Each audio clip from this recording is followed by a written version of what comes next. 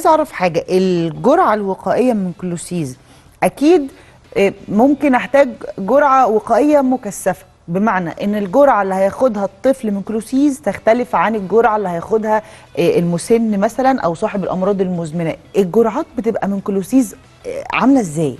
طيب بناء على المرحله العمريه بتتحدد الجرعه.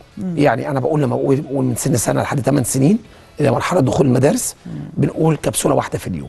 والكبسوله دي احنا زي ما اتفقنا انها جيلاتينيه رخوه، بفضيها على اي حاجه بيحبها، اكل شرب زبادي، اي حاجه بيحبها الطفل يقدر احطها عليه.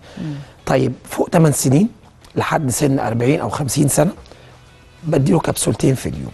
طب لو عندي 50 سنه فما فوق وعندي مرض مزمن، لا انا تاخد 3 كبسولات في اليوم، وبالذات لو كان في حاله مرضيه، في كحه او داخل على برد او الكلام ده كله، او لو كان عندي عدم انتظام في نسبه السكر في الدم او ضغط الدم، او بحس ان انا ممكن باكل اكل للاسف فيه زيوت كتيره، فانا محتاج ساعتها الاوميجا 3 الموجوده في الكلوسيز عشان تقدر تنزل لي الدهون دي وبرضه تظبط لي ضغط الدم، ودي نقطه مهمه قوي.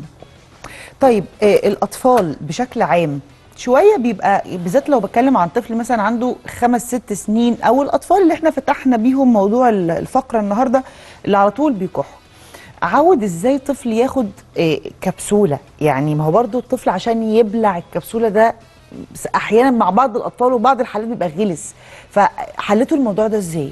الكبسوله زي ما اتفقنا زمان كانت يمكن كبسوله كانت صلبه شويه والكلام ده كله، وكانت كبسوله كبيره. دلوقتي ايه ام دي نجحت، ريحتها وحشه.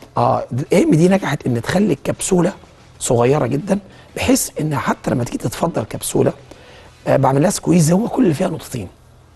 فبالتالي بالنسبه لي انا اهم حاجه انك انت تنجح انك تدي للطفل حاجه من غير ما يحس بيها او من غير ما يشعر بيها، فبالتالي يبقى انا وصلت للشيف جول بتاعي ان انا اديت له حاجه من غير ما يحس بيها، وبرضه خد الفايده الغذائيه منها او المكمل الغذائي منها. لا بس في حاجه كمان، يعني خلينا كده نشوف شكل الكبسوله عامل ازاي، ممكن تعرضوا لنا كده؟ انتوا واخدين بالكم يا جماعه؟ هي يعني شفافه كده، واضح ان هي جيلاتين، يعني بتتزحلق على طول. مظبوط، ده يعني كمان في 8 سنين بيعرف يبلعها بسهوله. يعني مش هتقف في طفل في زور الطفل مثلا او حاجه، هي مجرد ما حصل انها زي ما بيقولوا كده، حصل انها اختلطت بالميه. بالميه خلاص هي بقت ايه، بقت سهله انها تتبلع بسهوله. اوكي. برضو يا جماعه دي حاجه لطيفه يعني تميزت فيها شركه اي ام دي، لان فعلا زي ما الدكتور بيقول الفيتامينز كتير قوي. بص تلاقي حجم الحبايه كبير جدا وبلعها رخم. انا كنت باخد الفيتامينز دي كانت بتقف لي بالعرض كده في زوري. مظبوط، كانت بتبقى سخيفه جدا. بصي انا هقول لك حاجه، المكمل الغذائي عموما اهم حاجه الاستمراريه عليه. ولكن مش كل المكملات الغذائيه، مش كل الفيتامينز، لكن انا اقدر اخد حاجه استمر عليها بتفيد جميع الاعمار. ودي اهم حاجه، لاني انا عندي مشكله. انت نسيت، انت جبت الفيتامين بتاعي انا كمثلا كولي كوالد او ام، غير الفيتامين بتاع الابن الصغير، غير الفيتامين بتاع الجد او الجده.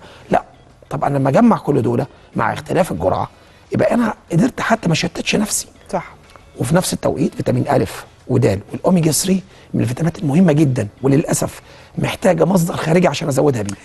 وما زحمتش المعده ولا دخلت في مشاكل قرحه بالتابلتس الكتير اللي ممكن اكون باخدها يوميا. ممتاز. فبالتالي انا قدرت انجح في القصه دي كويس قوي، ان انا ما حسستش نفسي ان في لود عليا من حاجه معينه او انا نسيت، غير ان كبسوله الكولسيس بقدر اخدها في اي وقت، قبل الاكل بعد الاكل. انا افتكرتها الصبح، افتكرتها بالليل، مش فارقه معايا القصه دي خالص. دكتور مصطفى شرفتنا ونورتنا، مفيش ختام احلى من كده. خلينا ننوه ان الكلوسيز متاح في جميع الصيدليات المصريه، وكمان حاصل على تصريح من وزاره الصحه.